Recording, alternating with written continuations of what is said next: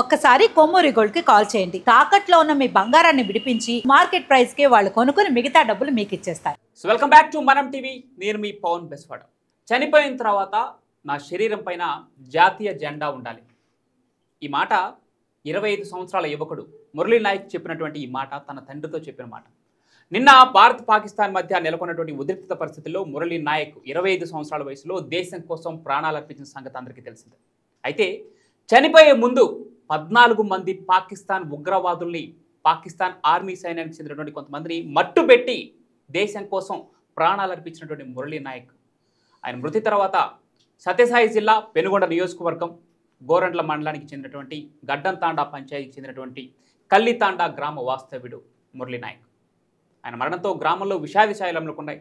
AP ప్రభుత్వం కూడా ఆయన మరణంపై స్పందించడం జరిగింది.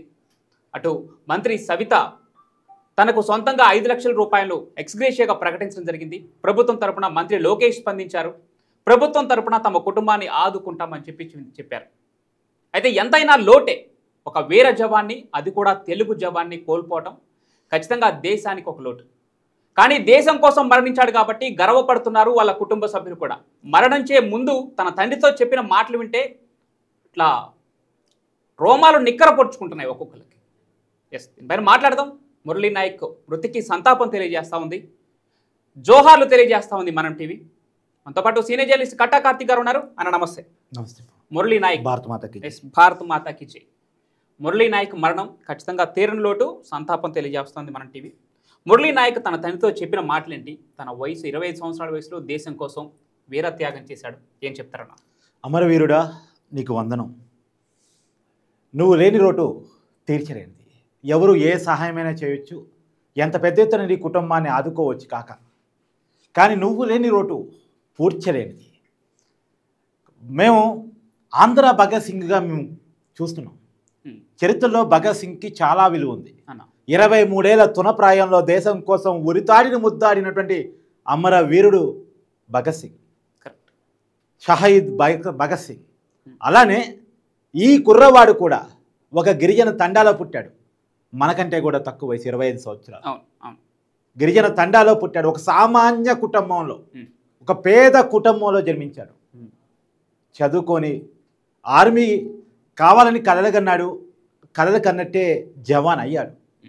ఈ దేశం కోసం తన ప్రాణాన్ని ప్రణంగా పెట్టి బోర్డర్లో పాకిస్తాన్తో పోరాడి చనిపోయే ముందు కూడా 20 మంది పాకిస్తానీని మట్టుబెట్టి తను చనిపోయాడు. అది వీరమరణం. మనం ఒక తెలుగు సినిమా డైలాగ్ ఉంటుంది, ఒకరు కాదు షేరిఖాన్ 100 మందిని పంపించు అని చెప్పేసి. ఈ కుర్రవాడు కూడా, ఈ జవాను కూడా, ఈ అమరవీరుడు కూడా ఒకళ్ళు కాదు 20 మందిని ఏకంగా హతమార్చి తను దేశం కోసం తన ప్రాణాన్ని ఇవ్వడం జరిగింది. నేను అనుకోవటం అమరవీరుడు చనిపోలేదు, చనిపోడు కూడా. ఖచ్చితంగా బోర్డర్లో పోరాడుతున్నటువంటి సైనికుల పక్షాన, ఈ దేశం కోసం నిలబడ్డేటువంటి ప్రతి ఒక్కళ్ళ పక్షాన అతను ఉంటాడు, ఎప్పటికీ ఉండి తీరుతాడు. అతని ఆశయాన్ని నెరవేర్చాలంటే, అతని కలలు నెరవేరాలంటే ఖచ్చితంగా భారత్ గెలుపు తీరాలి. భారత్ ఇప్పటికీ పైచేయిలోనింది పాకిస్తాన్ మీద. జైహో భారత్. పిరికి పంద పాకిస్తాన్ డైరెక్ట్గా యుద్ధం చేయటం చేతగాక మోటార్ సెల్స్ ద్వారా, రకరకాల బ్లాక్ డోర్ పనుల ద్వారా మన జవాన్ని అటుమట్టే ప్రయత్నం, మన పౌరుల్ని, నిరాయుధుల్ని చంపే ప్రయత్నం చేస్తూ ఉంది జమ్మూ కాశ్మీర్ బోర్డర్లో. నిజానికి డైరెక్ట్గా మన జవాన్లతో పోరాటం చేస్తే ఫలితం ఎలా ఉంటుందంటే, ఒక్క జవాన్ చనిపోవాలంటే 20 మంది పాకిస్తాన్లు చనిపోతారు. 20 మంది పాకిస్తాన్ జవాన్లు చంపిన తర్వాతే మనవాడి ప్రాణం పోద్ది. అది మన వాళ్ళ కెపాసిటీ, మన జవాన్ కెపాసిటీ. మురళీ నాయక్ నిరూపించాడు. భారతీయ జవాన్ కెపాసిటీ అంటే ఏంటో మురళీ నాయక్ చూపించాడు. చనిపోయే ముందు తన ఒక్కడే చావలే. తన శత్రువులు, మన శత్రువులు, తన శత్రువులు కాదు మన శత్రువులు, మనం ఇలా రక్షణగా ఉన్నామంటే, ఇలా మాట్లాడగలుగుతున్నామంటే, స్వేచ్ఛగా బతకగలుగుతున్నామంటే, స్వేచ్ఛగా తినగలుగుతున్నాం, గాలిని పీల్చగలుగుతున్నాం, నీరు తాగగలుగుతున్నామంటే, ఇవాళ ఎవరైతే మన్ని కబందాస్తాల్లో మన్ని కథం చేయాలని చూస్తున్నారో మన శత్రువులు, వాళ్ళని 20 మందిని తుదముట్టించిన తర్వాత వాళ్ళ కాల్పుల్లో మురళీ నాయక్ మరణించాడు. మురళీ నాయక్ మరణం తర్వాత అక్కడ జమ్మూ కాశ్మీర్లోని ఆఫీసర్లు తన తల్లిదండ్రులకు ఫోన్ చేసి, వారి కుటుంబ సభ్యులకు ఫోన్ చేసి చెప్పినటువంటి మాటలు వింటా ఉంటే, వారి తండ్రి గారితో మాట్లాడారు. ముందు హిందీలో మాట్లాడుతుంటే అర్థం కాక వారి మేనమావులకి ఇవ్వడం జరిగింది. యాక్చువల్గా జరిగింది ఏంటంటే వాళ్ళ ఫాదర్కి ఫోన్ ఫస్ట్ వాళ్ళ మదర్కి ఫోన్ చేశారట. yes. వాళ్ళ మదర్ ఫోన్ లిఫ్ట్ చేసిందంట. ఈ మురళీ నాయక్ ఎవరని హిందీలో అడిగారంట. మా బిడ్డే చెప్పండి అంటే ఒకసారి ఫాదర్కి ఇస్తారని అడిగారంట. అంటే మీ హస్బెండ్కి ఇస్తారని అడిగారంట. తను ఇచ్చి ఏదో మురళీ నాయక్ గురించి నీతో మాట్లాడాలనుకుంటున్నారు అంటే వాళ్ళ ఫాదర్ ఫోన్ తీసుకున్నాడంట. ఇది బోర్డర్లో జరిగినటువంటి కార్పుల్లో ఒక ఫిరంగి బాడీలోకి వెళ్ళింది. సో దురదృష్టకరంగా అతను మన మధ్య లేరు అనేటువంటి విషయాన్ని చెప్పడం జరిగింది. ఆ వార్త వినగానే వాళ్ళ తండ్రి చాలా షాక్ గురయ్యారు. తర్వాత వాళ్ళ మేనమామతో మాట్లాడే ప్రయత్నం చేశారు. ఇదంతా జరిగింది. కానీ ఆ తండ్రి చెప్తున్నాడు నా బిడ్డ ఈ దేశం కోసం మరణించాడు. నాకు ఒకడే కొడుకు, ఆ కుటుంబానికి ఒకడే కొడుకు అంట. చేతికి వచ్చిన కొడుకు, ఆ కొడుకు మీదే మేము ఆధారపడి ఉన్నాం. ఇవాళ మేము అనాథలమై ఉన్నాం అని చెప్పేసి ఆ తండ్రి వాపోతున్నాడు. ఆ తండ్రికి చెప్పదలుచుకున్నాం, మీరు ఒంటరి వారి కాదండి, మీకు తోడుగా ఇంతమంది ఉన్నాం. ఈ దేశం అంతా మీ కుటుంబంతో ఉంది. మీ దేశం మీకు ఒకడే కొడుకు కాదండి, కొన్ని వేల మంది కొడుకులు ఉన్నారు అనుకోండి. మీరు దేశానికి ఒక రకంగా పౌరుషాన్ని ఇచ్చేటువంటి కొడుకుని కన్నారు. ఈ దేశానికి రక్షణ ఇచ్చిన కొడుకుని కన్నారు. మీ కొడుకు మరణం మీకు మాత్రమే కాదు, మా అందరికీ శ్లోకం, మరవలేనటువంటి శ్లోకం, మర్చిపోలేనటువంటి శ్లోకం. కాబట్టి మేము మీ కుటుంబానికి ఎప్పటికీ అండగా ఉంటాం. మీకు ఎలాంటి బాధలు వచ్చినా, కష్టాలు వచ్చినా, నష్టాలు వచ్చినా మీతో మేము ఎప్పటికీ ఉండి తీరుతాం. ఇలా ప్రభుత్వం కూడా స్పందించింది. ఆంధ్రప్రదేశ్ ప్రభుత్వం, ముఖ్యమంత్రి చంద్రబాబు నాయుడు గారు, మంత్రి నారా లోకేష్ గారు, డిప్యూటీ సీఎం పవన్ కళ్యాణ్ గారు అందరూ కూడా స్పందించారు. తర్వాత మంత్రులు స్పందించారు. అనేక మంది దేశవ్యాప్తంగా కూడా అందరూ స్పందిస్తూ ఉన్నారు.